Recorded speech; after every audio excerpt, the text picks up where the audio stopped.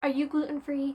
Are you heading out on a trip soon? Well, I just got back from my first international trip as a gluten free person, and I want to share what worked for me so it can hopefully help you. If you're new here, my name is Grace, and I'm so happy that you're here. I make videos about all different things, my dreads, travels, fashion. I have not niched down, so if you like to be surprised every week, subscribe. First up, I am going to tell you the 5 things that I did that helped me and that are general enough for you to apply to you, regardless of where you're going in the world and regardless of what your food restriction might be. Then I'll share more specifically about what my experience was like in Thailand, so that if you're going there or if you're going somewhere else like it, you can stick around and learn what worked for me. I've been gluten free for 4 years now, and going gluten free quite literally saved my life. I don't ever cheat, and being gluten free is my one non negotiable. Keep that in mind. I will explain what that means in a second. The first tip is to identify your priorities and your non negotiables. You may have multiple food allergies, maybe you're vegan or vegetarian too. The first thing that you have to do is identify the foods that you absolutely cannot, will not, under any circumstance eat, and the foods that, while you may not eat them at home, and you may not prefer to eat them, and you may not want to eat them, you will eat them if you have to. For me, gluten is my non negotiable. Under no circumstances do I cheat.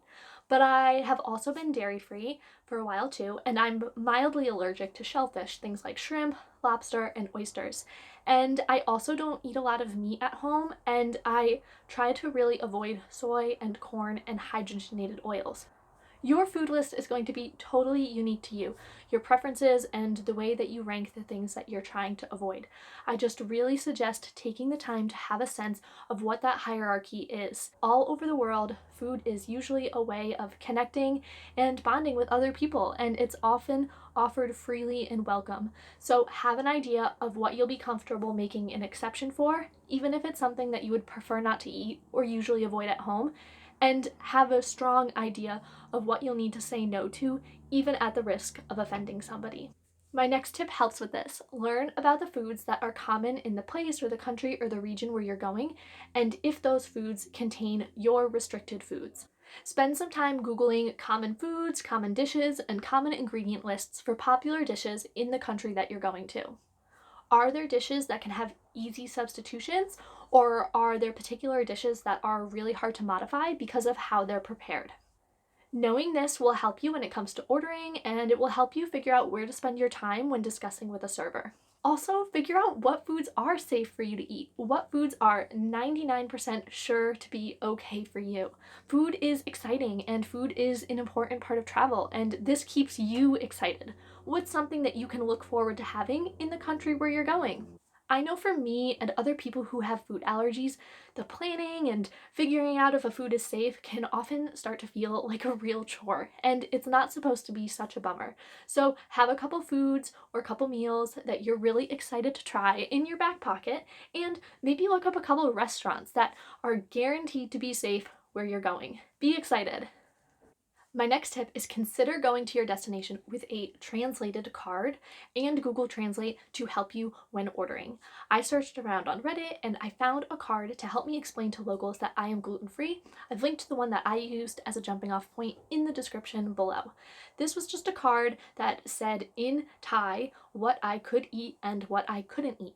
I modified mine with different pictures to more accurately represent the foods that I was trying to avoid and the foods that I could eat, and I used this most places that I went. My partner also had Google Translate on his phone, and that came in handy when discussing with servers and restaurant staff while ordering.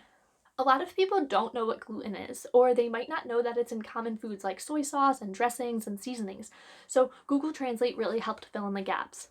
Consider going with a card that outlines what your food allergies are in very simple language, and consider having Google Translate in your back pocket to help if you need that extra hand. Oftentimes, people are well meaning, they just don't know about what that food allergy may be. Even here in the United States, I still go to places and people ask me what's gluten. So, while those of us with food restrictions and food allergies think it's crazy that someone doesn't know what gluten is or they don't know what contains nuts, it's just not a part of most people's daily lives. My next tip is to, if possible, bring some emergency food, maybe some protein bars or some meal replacer bars, something small and portable for where you're going. Obviously, people travel to all different places and for all different reasons, and you're going to have to figure out what works for you, what your restrictions are, and what your itinerary looks like. But here are some questions that you can ask yourself. Will you have access to stores to buy fresh produce, snack food, and other ingredients, maybe even to make a meal? Will you have access to your own kitchen, refrigeration, and meal prep space like in a hostel or in an Airbnb? Is there access to food brands that you know and like and that are safe in the places and the destinations that you're going? Are meals and dishes in your destination served family style? Is there a high risk of cross contamination? And can you spare the space in your pack to pack a little bit of extra food for yourself? It might be helpful for you, depending on where you're going and what your food allergy is, to bring some snack bars, some meal bars, some protein bars, a jar of nuts, a couple pieces of fruit, things like that. Think about airports and travel days too. Are you going to be really hungry while you're traveling? Does the airport have food that will accommodate your restrictions? I know for me, I always get hungry while traveling. So every airport I go to, I make sure to pack a little bit of food for the plane ride. The world is changing, and I was pleasantly surprised. All 4 of my international flights offered me gluten-free meals and gluten-free snacks, and they offered my partner vegan options, but it's good to be prepared. I did bring about 10 bars, like meal bars with me, and I ate those in the first couple weeks while I was on my trip. And my last tip is to bring stuff with you that helps you recover if you eat your restricted food. I personally have not found a fail-safe way to come back from eating gluten, and please, if you have any tips, please leave them in the comments. I'm sure myself and other viewers would love to sort of hear what works for you. What I have found does work is I keep a lot of dried crystallized ginger with me, and then I also have digestive enzymes. I call the digestive enzymes my emergency gluten-free pills, and I take them immediately following if I get glutened. Luckily, I've only been glutened 4 times in the last 4 years, and for all but the first time, I have taken my ginger and I've taken my enzymes, and it's made it a little bit better. I personally also take some digestive enzymes if I am slightly less confident in the cleanliness or the risk of cross-contamination in a place. I think if you have a food allergy, you sort of develop this sixth sense for when things are right, and I always err on the side of caution. So I'm the kind of person who will have some ginger or will have some digestive enzymes with a meal if I'm just a little bit worried. So those are my 5 tips that can hopefully help you regardless of where you're going in the world. Now, what if you're traveling to Thailand or someplace like it? Okay, first, I was truly so surprised at how bad the water was. I did not even think to take into consideration that foods would be washed with the water or prepared with the water that my body isn't used to. And I didn't get anything like Bangkok belly, but I definitely felt a little wiggy to my stomachs. And I was told straight up by some locals to not eat any of the vegetables because of some changes in the weather and some of the farming in Thailand. I did eat vegetables, but I tried to stick with really well-cooked things, though I did occasionally sneak a salad and I was fine. I also did not eat very much meat. The refrigeration in Thailand, particularly down in the islands, leaves a lot to be desired, and after seeing a truckload of raw chicken covered in flies, and after smelling the meat literally from across the street from the market, I just decided to skip it as much as possible. I ate a lot of fruit, especially fruit with peels, and I drank a lot of coconut water. If most of the menu was off limits to me, I would use my card and Google Translate to order some rice, usually with some salted fish or some steamed vegetables or maybe some eggs on top. I ate a lot of rice, I ate a lot of eggs, I ate a lot of smoothies, smoothie bowls, fruit, like I said, mostly with peels.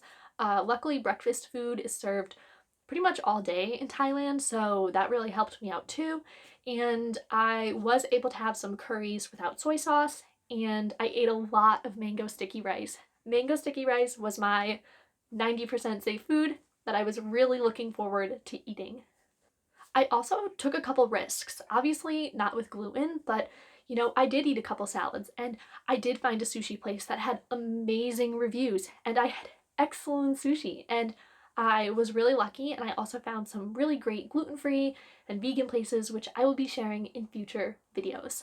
I think my biggest takeaway was that in the future, when I'm making my list of non-negotiables, I will remember that I may not be easily able to stomach the water or the bacteria that's on the fresh fruits and vegetables, and to keep that in mind, and to also keep in mind that refrigeration and food preparation and food cleanliness is not the same all over the world.